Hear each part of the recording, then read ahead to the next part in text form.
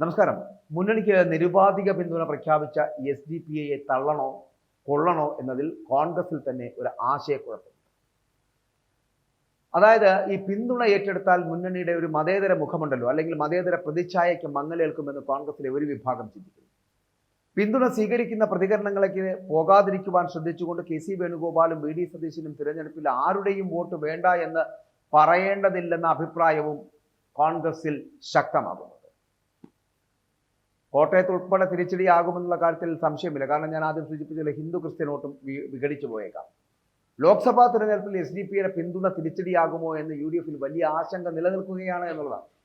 കാരണം ഇവർ നിരോധിത സംഘടനയായിട്ടുള്ള പോപ്പുലർ ഫ്രണ്ടിന്റെ രാഷ്ട്രീയ മുന്നണിയായ SDPIയുടെ പിന്തുണ ലഭിക്കുന്നത് UDF മുന്നണിയുടെ മതേതര നിലപാടിനെ കളങ്കപ്പെടുത്തുമോ എന്ന്, അതുവഴി നിഷ്പക്ഷ വോട്ടുകൾ അടക്കം നഷ്ടപ്പെടുമോ എന്നുള്ള ആശങ്കയാണ് ഇപ്പോൾ UDF ശക്തമായിക്കൊണ്ടിരിക്കുന്നത്. SDPIയുമായിട്ട് ചർച്ചയോ ആശയവിനിമയമോ ഒന്നും നടന്നിട്ടില്ല എന്നും, പിന്തുണ പ്രഖ്യാപിച്ചത് അവരുടെ ആഭ്യന്തരമായിട്ടുള്ള കാര്യമാണ് എന്നും UDFനെ നയിക്കുന്ന കോൺഗ്രസിന്റെ നേതാക്കളൊക്കെ വാദോരാതെ പറയുന്നത് ആണയിട്ട് പറയുകയാണ്.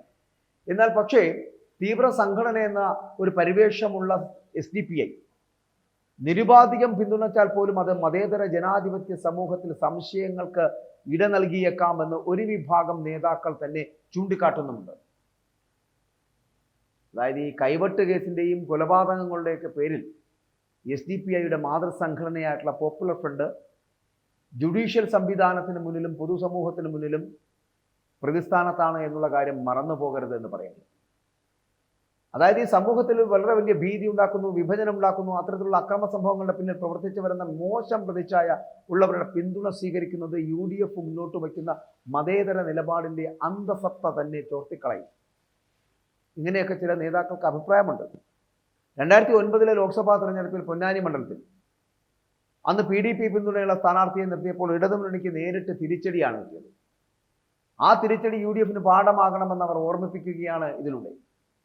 CPIയുടെയും VS അച്യുതാനന്ദനെയും അല്ലെങ്കിൽ അച്യുതാനന്ദൻ്റെയും ഒക്കെ എതിർപ്പിനെ അവഗണിച്ചുകൊണ്ട് PDPയുടെ പിന്തുണ സ്വീകരിച്ചപ്പോൾ ഇടതുമുന്നണിയുടെ മതേതര കാഴ്ചപ്പാട് തന്നെയാണ് ചോദ്യം ചെയ്യപ്പെട്ടത് എന്നുള്ളതാണ്. അതുവഴി പൊന്നാനിയിൽ മാത്രമല്ല, LDFന് തോൽവി നേരിട്ടത് സംസ്ഥാനമാകെ അതിൻ്റെ അലയൊലികൾ എത്തിയിരുന്നു എന്നുള്ളതാണ്.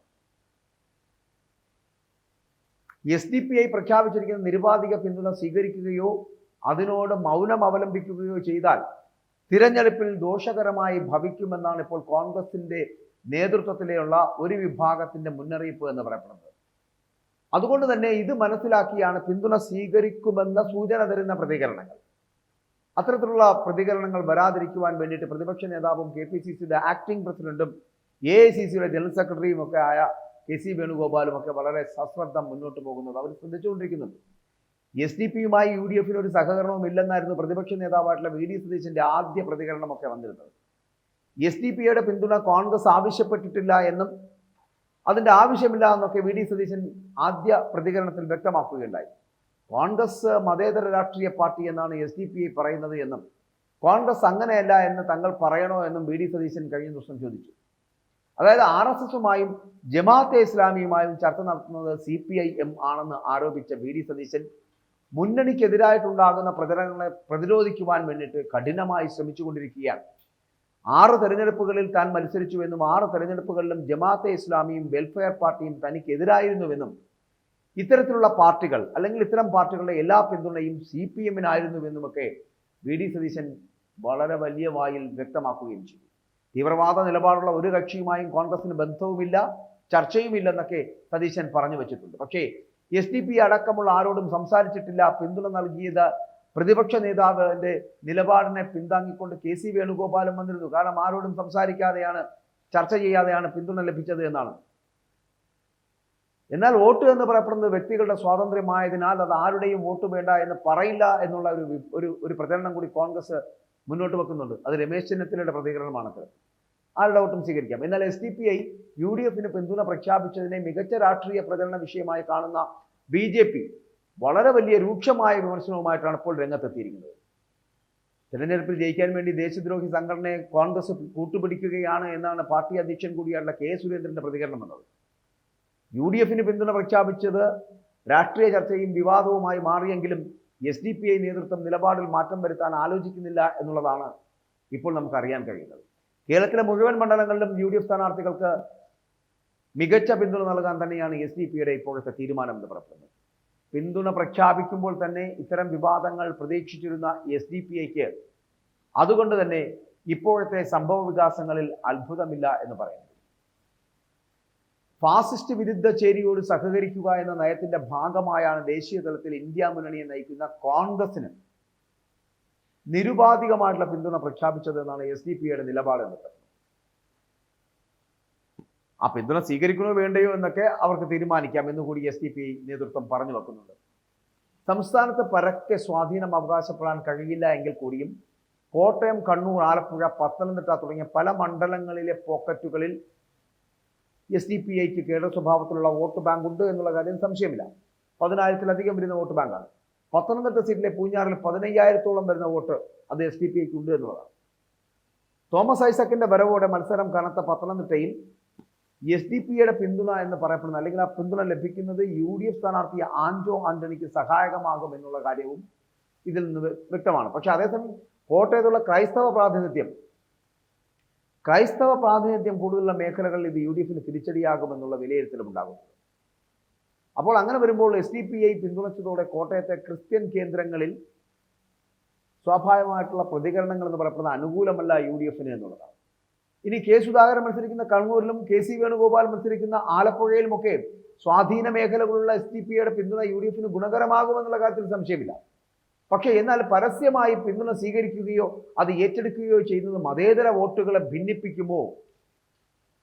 അത് കോൺഗ്രസിൽ വളരുന്ന വലിയ ആശങ്കയാണ് എന്ന് പറയേണ്ടി വരും. എന്നാൽ SDP വോട്ട് വാഗ്ദാനം ചെയ്ത വിവാദത്തിൽ പ്രതികരണവുമായി കെ സുധാകരൻ വന്നിരുന്നു. കെ സുധാകരൻ പറയുന്നത് വെച്ചാൽ SDP വോട്ടിനുമായിട്ട് യാതൊരു വിധത്തിലുള്ള ചർച്ചകൾ നടത്തിയിട്ടില്ല.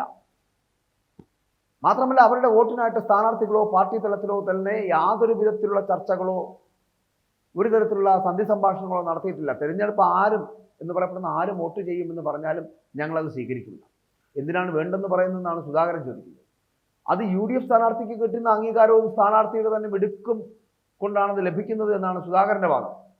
തങ്ങൾക്ക് വോട്ട് ചെയ്യണമെന്ന് അവർക്ക് തോന്നിയാൽ അവർ ചെയ്യട്ടെ. രാജ്യത്തിന്റെ ഭാവിയെ സംരക്ഷിക്കുവാനാണ് ഓരോരുത്തരും കോൺഗ്രസിന് വേണ്ടി വോട്ട് ചെയ്യുന്നത് എന്നും SDP അവരുടേതായിട്ടുള്ള രാഷ്ട്രീയമുണ്ട് എന്നും അവർ അതുമായി മുന്നോട്ട് പോകട്ടെ എന്നുമാണ് സുധാകരൻ പറയുന്നത്. ഞങ്ങളുടെ രാഷ്ട്രീയവുമായി മുന്നോട്ട് പോകുന്നു, അവർ അവരുടെ രാഷ്ട്രീയവുമായി മുന്നോട്ട് പോകുന്നു എന്നാണ് സുധാകരന്റെ വാദം. SDP എന്താ ഈ രാജ്യത്ത് പ്രവർത്തിക്കുന്ന സംഘടനയല്ലേ? അവർ ഈ ഭൂമി മലയാളത്തിലല്ലേ ജീവിക്കുന്നത്? താൻ രാഷ്ട്രീയപരമായിട്ട് എതിർക്കുന്ന ഒരു പാർട്ടി എന്ന് പറയപ്പെടുന്ന CPM ആണ്. എന്നാൽ CPM പ്രവർത്തകരുടെ വോട്ട് വേണ്ടെന്ന് പറയില്ല എന്ന് തന്നെയാണ് സുധാകരൻ പറയുന്നത്. അപ്പോൾ ആര് വോട്ട് തന്നാലും അവർ സ്വീകരിക്കും. ഒരു സ്ഥാനാർത്ഥിയും കൊന്നിട്ടാൽ പോലും ഒരാളുടെ വോട്ടും വേണ്ടെന്ന് പറയില്ല. തെരഞ്ഞെടുപ്പ് കാലത്ത് ആർക്കും ഏത് സ്ഥാനാർത്ഥിക്കും വോട്ട് ചെയ്യാമെന്നും മറ്റൊരു കാര്യം ഞങ്ങളുടെ മേൽ അടിച്ചേൽപ്പിക്കേണ്ട കാര്യമില്ല എന്നുമൊക്കെ കെ സുധാകരൻ പറയുന്നുണ്ട്. അപ്പോൾ കെ സുധാകരൻ ഒരു അഴകുഴമ്പൻ മട്ടിലാണ് ഈ കാര്യം പറഞ്ഞു വെക്കുന്നത്. അതായത് പിന്തുണ സ്വീകരിക്കുന്നുണ്ടോ എന്ന് ചോദിച്ചാൽ പിന്തുണ സ്വീകരിക്കുന്നില്ല, പിന്തുണ സ്വീകരിക്കുന്നില്ലേ എന്ന് ചോദിച്ചാൽ പിന്തുണ സ്വീകരിക്കുന്നുണ്ട്. അതായത് SDP വോട്ട് വേണ്ടേ എന്ന് ചോദിച്ചാൽ അയ്യോ വോട്ട് വേണം, എന്നാൽ അവർ SDP അല്ലേ, അവരുടെ വോട്ട് നിങ്ങൾ സ്വീകരിക്കുമോ എന്ന് ചോദിച്ചാൽ അതിനും മറുപടി പറയാനും കഴിയില്ല. അതായത് ഒരേ സമയം മതേതര മുഖം കാണിക്കുകയും വർഗീയ പ്രീണനം നടത്തുകയും ചെയ്യുന്ന ഒരു പ്രസ്ഥാനമായിട്ട് തരം താഴാൻ പോകുന്നുണ്ടോ കോൺഗ്രസ് എന്ന് പറയപ്പെടുന്നത്. കാരണം ആശങ്ക നിലനിൽക്കുകയാണ് മുന്നണിക്ക് നിരുപാധികമായ പിന്തുണ SDP പിന്തുണ പ്രഖ്യാപിച്ച സാഹചര്യം. അപ്പൊ അതുകൊണ്ട് തന്നെ ആ പിന്തുണ സ്വീകരിക്കണമോ വേണ്ടയോ? ആരുടെ വോട്ടും നേടി എങ്ങനെയും അധികാരത്തിലെത്തുവാൻ അല്ലെങ്കിൽ ഒന്ന് ജയിച്ച് കിട്ടുവാൻ, അധികാരത്തിലെത്തുകയൊക്കെ വലിയ പ്രയാസമായിരിക്കും. അതുകൊണ്ട് ഒന്ന് MP ആകാനെങ്കിലും വേണ്ടി കേരളത്തിൽ ലഭിക്കുന്ന വോട്ടുകൾ എങ്ങനെയും സ്വീകരിച്ച് MP ആകുവാനുള്ള ഒരു ശ്രമം നടത്തുകയാണ് UDF. അതുകൊണ്ടാണ് മൗനം പാലിച്ചുകൊണ്ട് SDP വോട്ട് വേണ്ട എന്ന് പറയാത്തത്. ഇനി മറ്റൊരു കാര്യം കൂടി പറയാം. അതായത് SDP കൊണ്ട് ഇത് ആരെങ്കിലും ചെയ്യിപ്പിക്കുന്നതാണ്. ഏതെങ്കിലും തരത്തിൽ UDF സ്ഥാനാർത്ഥികൾ ഒരു 13-14 സീറ്റുകളിൽ വിജയിക്കുകയാണെന്നുണ്ടെങ്കിൽ അത്തരത്തിലുള്ള വിജയത്തിനെ ഇല്ലാതാക്കുന്നതിന് വേണ്ടിയുള്ള ഒരു ശ്രമം മറ്റേതെങ്കിലും മുന്നണിയിൽ നിന്ന് CPM പോലുള്ള പാർട്ടിയിൽ നിന്ന് ഉണ്ടാകുന്നുണ്ടോ? SDP കൊണ്ട് ഇങ്ങനെ നിരുപാധിക പിന്തുണ UDF പറയിപ്പിക്കുക എന്നുള്ള തരത്തിൽ, അതായത് ഹിന്ദു ക്രിസ്ത്യൻ വോട്ടുകൾ വിഭജിക്കുക എന്നൊരു ലക്ഷ്യത്തോടു കൂടി ആരെങ്കിലും ചെയ്യുന്നുണ്ടോ? കാരണം അത്രയ്ക്കും വലിയ വോട്ട് ബാങ്ക് ഒന്നും അല്ല SDP എന്ന് പറയപ്പെടുന്നത്. SDP വോട്ട് ബാങ്ക് എന്ന് പറഞ്ഞാൽ കഴിഞ്ഞ ദിവസം ഒരു വീഡിയോ ചെയ്തതുപോലെ ഒരു 88,000 അല്ലെങ്കിൽ 90,000 കൂടിപ്പോയ 1,00,000-ലധികം വോട്ടില്ലാത്ത ഒരു പാർട്ടി. ആ പാർട്ടിയുടെ പിന്തുണ സ്വീകരിച്ചിട്ട് UDF എന്ത് നേടാനാണ്? പക്ഷെ ഓരോ മണ്ഡലങ്ങളിലും ചിലപ്പോൾ 10,000-ലധികം വോട്ടുകൾ കിട്ടുന്ന ചില മണ്ഡലങ്ങൾ ഉണ്ട് എന്നുള്ള കാര്യം സംശയമില്ല. പക്ഷെ അങ്ങനെ ആരുടെയെങ്കിലും വോട്ട് നേടി അധികാരത്തിലെത്തുക എന്നതാണ് ഈ മുന്നണിയുടെ ലക്ഷ്യമെങ്കിൽ അത് നിങ്ങൾ സ്വീകരിക്കുക എന്നും SDP വോട്ട് സ്വീകരിക്കുക എന്ന് മാത്രമേ പറയാനുള്ളൂ. അതല്ല UDF തകർക്കാൻ വേണ്ടി CPM പോലുള്ള അല്ലെങ്കിൽ LDFക്കാർ SDP കൊണ്ട് പറയിപ്പിക്കുന്നതാണോ ഇത് അടക്കമുള്ള ചിന്തകൾ ഇപ്പോൾ UDF വരുന്നുണ്ട്. അത്തരത്തിലാണെങ്കിൽ അതും UDF ഗുണമല്ല. SDP പൂർണ്ണ പിന്തുണ ലഭിക്കുമ്പോൾ ചില മണ്ഡലങ്ങളിൽ അത് ഗുണം ചെയ്യുമ്പോൾ കോട്ടയം അടക്കമുള്ള ചില മണ്ഡലങ്ങളിൽ വലിയ വിപത്ത് തന്നെ ഉണ്ടാക്കുമെന്നുള്ള കാര്യം സംശയമില്ല. അതുകൊണ്ട് പരാജയം മണക്കുന്നുണ്ട് UDF എന്നുള്ള കാര്യത്തിൽ സംശയമില്ല. ഈ SDP പിന്തുണ ഗുണത്തിന് പകരം ദോഷമാകും ഈ മുന്നണിക്ക് ഉണ്ടാക്കുക.